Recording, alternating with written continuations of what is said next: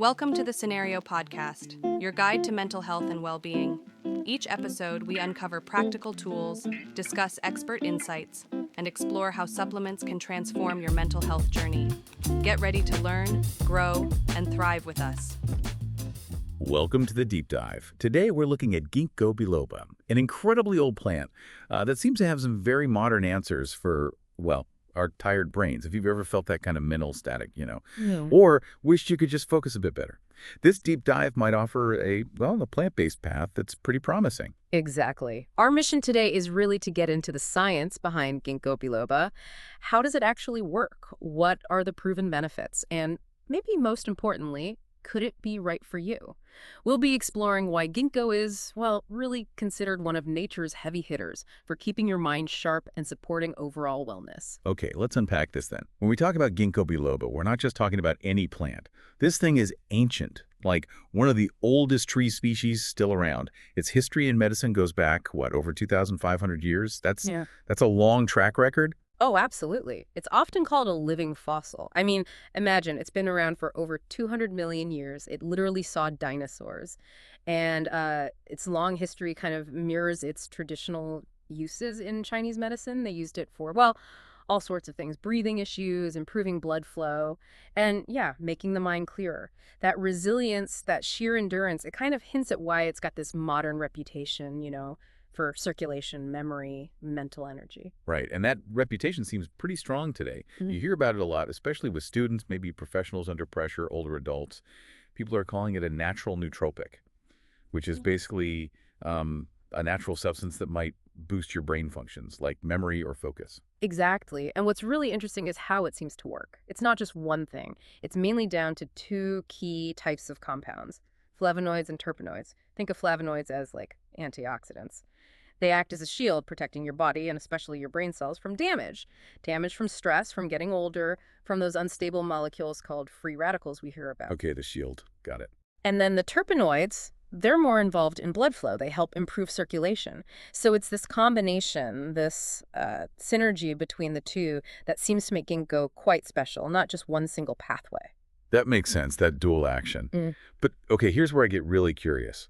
How does this old plant actually do that, like physically? How does it boost brain health and energy in a way you'd notice? Is it subtle or? That's the key question, right? It seems to work through three main ways. First, and this is a big one, it improves microcirculation. It actually helps dilate the tiny blood vessels and makes the blood a bit less thick, less viscous. Okay. Which basically just means blood flows more easily, so you get more oxygen, more nutrients delivered right to your brain cells, and actually to your hands and feet, too. Ah, okay. Better delivery service for the brain. Kind of, yeah. Second, it seems to enhance mitochondrial function. Remember mitochondria, the little power plants inside our cell? Yeah, powerhouse of the cell, high school biology. Exactly. Brain cells have loads of them. Ginkgo helps those mitochondria work more efficiently, so your brain basically produces energy better. And third, those antioxidant compounds we mentioned, they actively reduce inflammation and what's called oxidative stress. That's the cellular wear and tear that happens as we age. So put it all together. Better blood flow, more cellular energy, less damage. And that translates pretty directly into, better memory, clearer thinking, and feeling less mentally wiped out. Wow. So it's not just folklore. There's actual modern science backing this up. I think I've seen studies mentioned, like one showing it helped older adults with memory and thinking over, 24 weeks? And another saying it helps protect brain cells from damage as we age. That seems huge. Precisely. The research is quite robust in certain areas, and that wide range of effects is what makes it so compelling. So maybe let's break down those specific benefits for, your thinking and your overall health. Okay. You mentioned memory, especially for older adults. Does it help with specific kinds of memory? Or is it more general? And is there a point where it's maybe too late for ginkgo to help much? Or is it more about boosting what's already there? That's a really good point. It's not a magic bullet for severe conditions, definitely not a cure for something like Alzheimer's, but multiple studies do support its ability to enhance memory and learning. Things like recall, attention span, how quickly you process things. It seems particularly helpful for older adults or people experiencing what's called mild cognitive impairment. So it's more about enhancing the function you have and maybe slowing down that age-related dip. There was a big systematic review, which looks at lots of studies together. It found ginkgo significantly improved memory, attention, and cognitive speed in healthy people compared to a placebo, a sugar pill. Right. So it seems genuinely helpful for that everyday age-related forgetfulness or feeling a bit slower mentally. And then there's the mental stamina and focus side, that feeling, hitting a wall mentally, even if you slept okay. Oh, yeah. Mid-afternoon brain fog. Definitely know that one.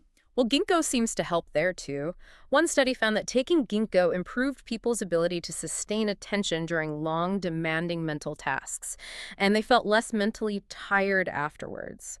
And the researchers linked that directly back to better blood flow in the brain, so it's not like caffeine, not jittery energy, more like sustained mental endurance. That's interesting.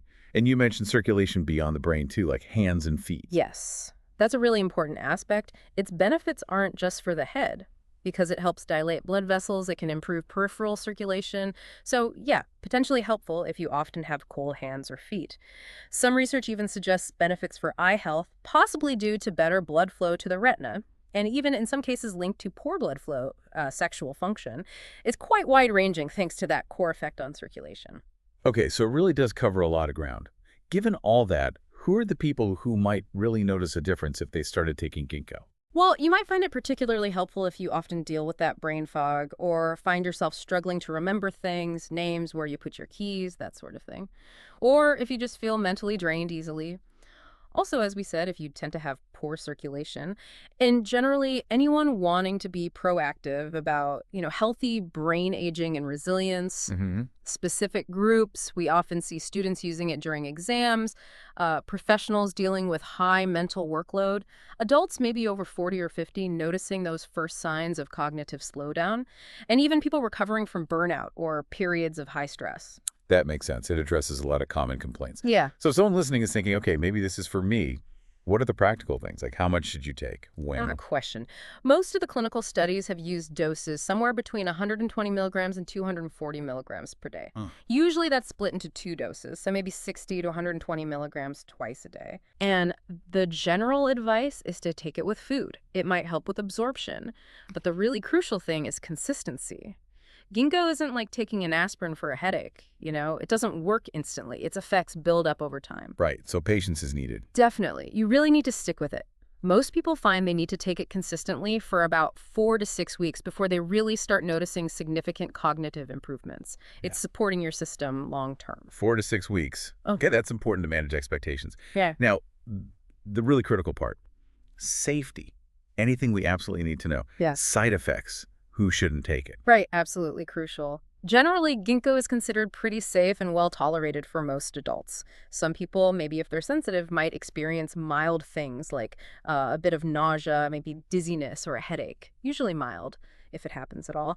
But ginti, and this is but there's a really important caution, because ginkgo affects blood flow and platelet function, basically, how your blood clots. You absolutely should not take it if you are already on blood-thinning medication like warfarin or even aspirin regularly.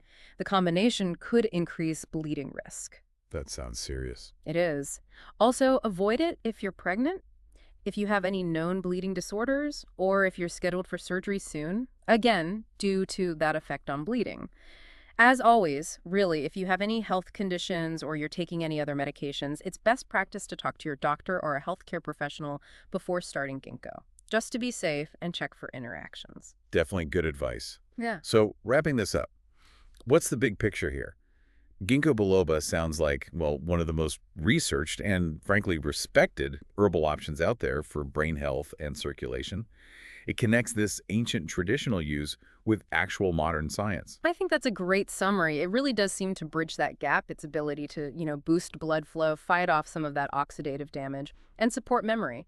It makes it a pretty compelling option for anyone looking for a bit more mental clarity, maybe more sustained energy, and just general resilience day to day. So for you listening, if you are wrestling with that frustrating brain fog, or maybe finding focus harder to come by, or just feeling that cognitive drain, ginkgo might actually offer a gentle but effective time-tested approach. And maybe something to think about is this.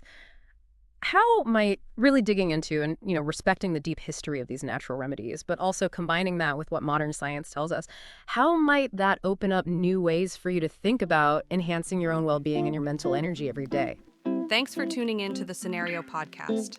Don't forget to visit scenario.com for more expert tips, articles, and supplements designed to support your mental health.